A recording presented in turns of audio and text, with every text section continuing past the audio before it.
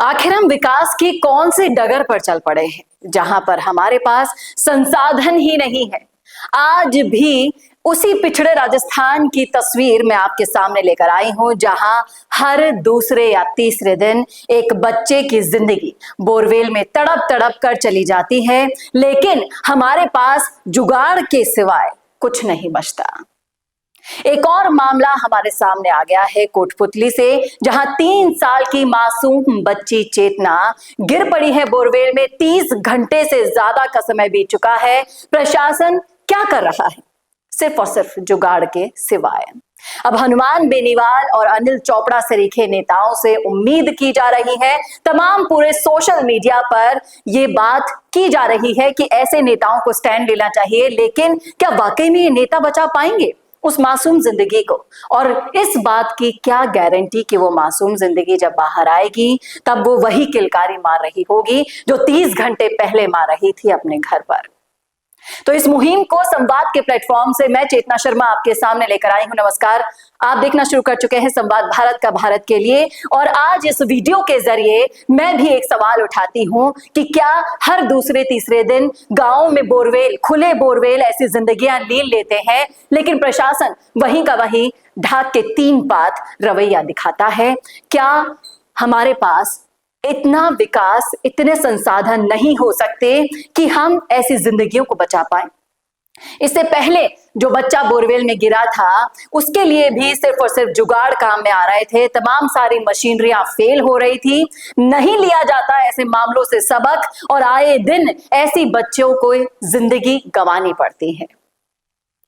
3 साल की मासूम चेतना 30 घंटे से उस बोरवेल में तड़प रही है, लेकिन सिर्फ और सिर्फ जुगाड़ के बजाय, सिर्फ और सिर्फ प्रार्थना करने के बजाय हमारे हाथ में कुछ रहा ही नहीं है।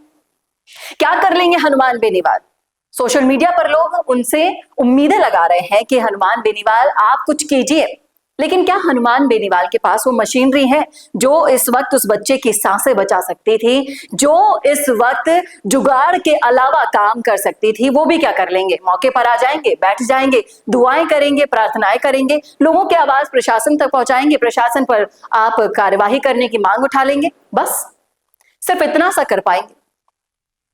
कोटपुतली जैसे एरिया में जहां के सांसद तक को सुद्धि नहीं है, राव राजेंद्र सिंह वहां पहुंचे नहीं। अनिल चोपड़ा जब से ये मामला उलझा हुआ है तब से वहां बैठे हैं, लगातार बाइट पे बाइट ले रहे हैं, उम्मीद कर रहे हैं, प्रशासन पर ठीकरे फोड़ रहे हैं, और फोड़ने भी चाहिए, क्योंकि ये बात ही कुछ ऐसी है।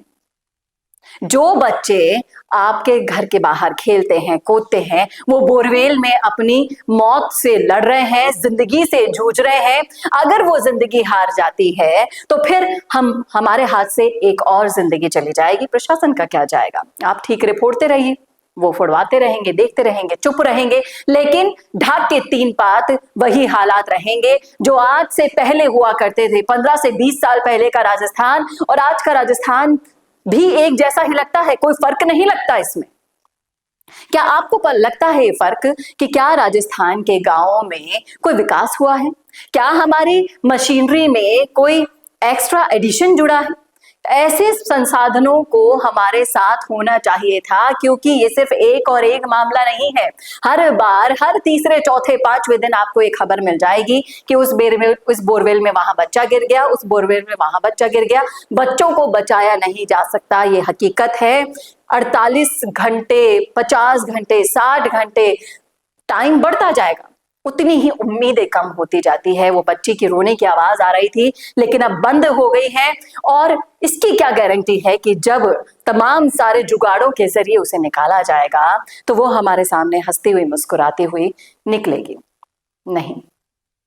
इस प्रशासन को समझना होगा, उन जिम्मेदार लोगों को इन मामलों में स्टैंड लेना होगा कि हमारे पास इतने संसाधनों की कमी क्यों है कि हम जिंदगी को बचा ही नहीं पाते हैं।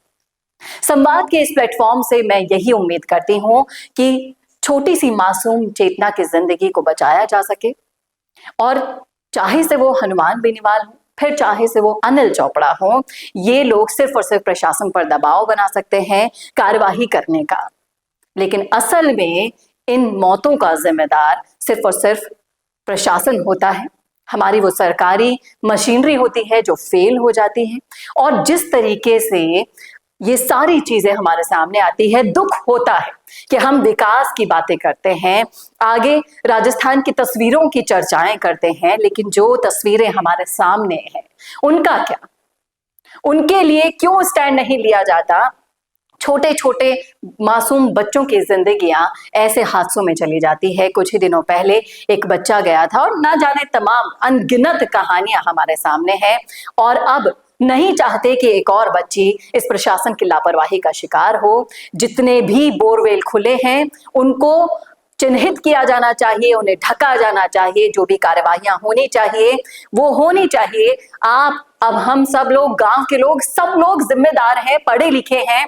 इन चीजों को प्रशासन की नजरों में लाना होगा, उसके लिए मुहिम चलानी होगी। और संवाद के प्लेटफॉर्म से आज मैं आप सभी से गुजारिश करती हूं कि अपने आसपास देखिए। अगर आप गांव के हिस्सों में रहते हैं, अगर आपको पता है कि हमारे एरिया में भी बोरवेल है, आप खुद कोशिश कीजिए। इस प्रशासन की जिम्मेदारी पर मत बैठे रहिए कि वो लोग आएंगे, वो ढकेंगे।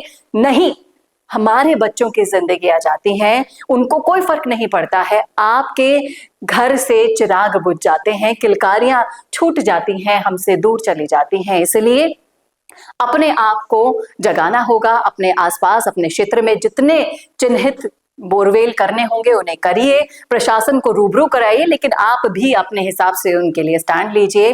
यही एक जागरूक आम जनता होनी चाहिए, और आपको अपने लिए स्टैंड लेना होगा। सिर्फ और सिर्फ प्रशासन के भरोसे रहने से यही होता है जो हम देख पा रहे हैं। उम्मीद करते हैं, विश्वास तो नहीं है लेकिन उम्मीद करते हैं कि इस मामले में कोई ऐसी खबर ना आए जिन्हें सुनकर दुख हो और फिर से पीड़ा हो कि ये कैसे राजस्थान में हम रह रहे हैं, जिसके विकास की हम चर्चाएं करते हैं, लेकिन आज भी वो पिछड़ा हुआ प्रदेश ही माना जाता है। तो ये तो है हमारी राय। आपकी क्या है, कमेंट करके बताइएगा कमेंट बॉक्स में। और उम्मीद करती हूं कि आप लोग भी इस मुहिम को आगे बढ़ाएंगे, इस मुहिम में अपना साथ हमें देंगे। नमस्कार, और ऐसे ही वीडियोस के लिए देखते रहिए संवाद भारत का, भारत के लिए। बोरिंग वीडियोस को नेक्स्ट लेवल पे ले जाना चाहते हो, लेकिन कैसे? कंफ्यूज मत हो। MIMS presenting certificate course in video editing. यहाँ सीखो प्रो एडिटिंग के सब सीक्रेट्स, ट्रांजैक्शन से लेकर इफेक्ट्स तक। चाहे YouTube वीडियोस हो या Instagram रील्स, इस कोर्स के बाद तुम्हारे वीडियोस बनेंगे टोटल शो स्टॉपर। इंडस्ट्री के एक्सपर्ट से ट्रेनिंग लो, अपने एडिटिंग स्किल्स को सुपरचार्ज करो और अपना कंटेंट गेम बढ़ाओ। तो अभी एनरोल करो certificate course in video editing में और बनो वीडियो के एडिटिंग मास्टर।